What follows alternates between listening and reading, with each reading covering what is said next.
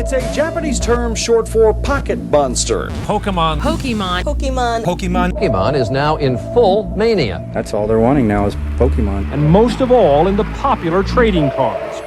Trading cards, they've kind of been always around. I was there when Pokemon was released, when the card games came out, video games and everything. It was definitely a big part of our childhood. I just felt like a nostalgic connection to pulling even the new cards, and it just kind of exploded. Over the course of 2020 and into this year, Pokemon trading cards have clocked astronomical sales, and their price points keep climbing. In July 2020, for instance, a Pikachu Illustrator card fetched the most expensive price tag to date at $250,000, only to be blown out of the water a few months later when a rare Blastoise presentation card sold for $468,000.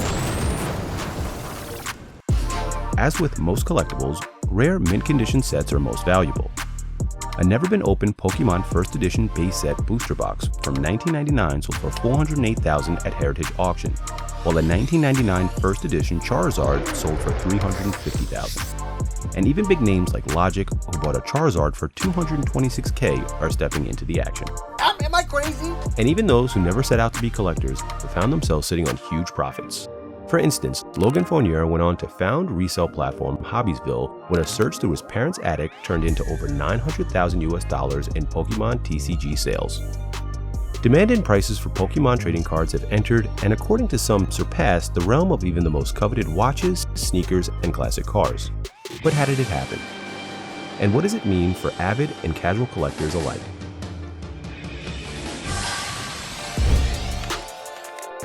Behind the Hype. The cards making the headlines with high-value sales tend to be the first edition cards, and among these, the rarest of them like Charizard, Pikachu, and Blastoise are the best sellers. A general rule of thumb is that if it's a card you really wanted growing up, it's probably a hit now. Mint first edition cards are so valuable in part because most people didn't think to save them or keep them pristine. And while contemporary cards aren't worth much more than the retail price, some collectors are trying to learn from these past mistakes, buying up current packs in the hope of a future return on the investment. It really is tough right now because of the availability, like even with new cards. You can't really just walk into a store and try to go buy a pack of cards.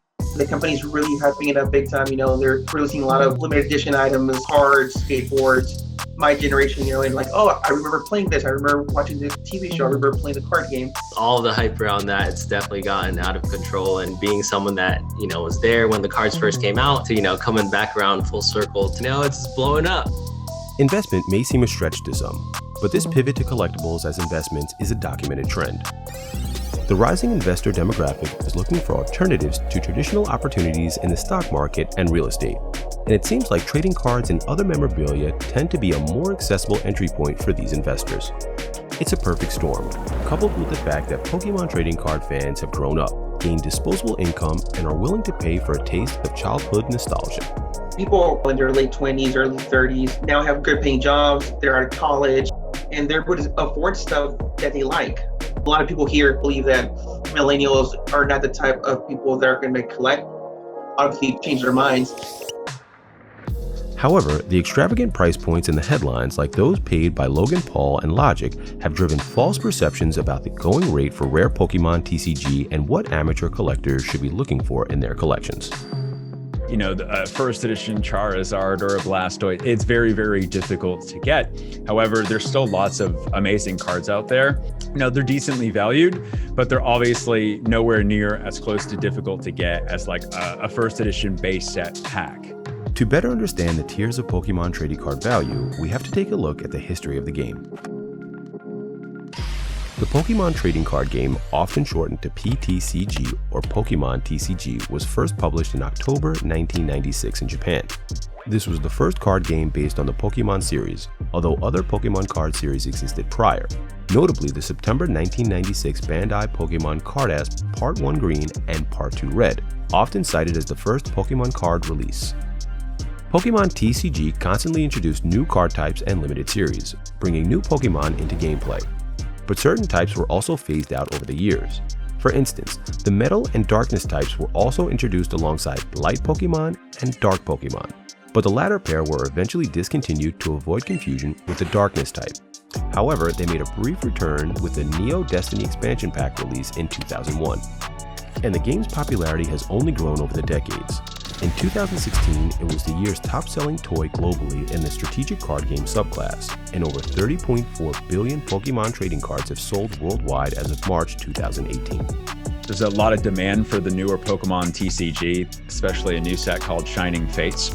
You have people buying and reselling and, buying the cards, opening the packs, selling the cards, open some more and feel like you're spending a little bit less.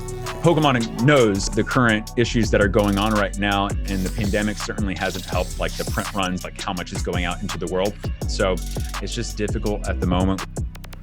A lot of people say that it's a bubble. I personally think it's going to be going on for decades. These are the cards that I couldn't get when I was 5, 6 unless my parents bought it for me. You're telling me that I could get back into this and it's a fun hobby, something I enjoyed as a kid. I don't think it's going away anytime soon. The kids right now, they're seeing all this and they're becoming young collectors right now.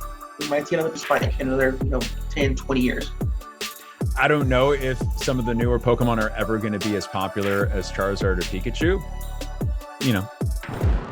You never know. Behind the Hype.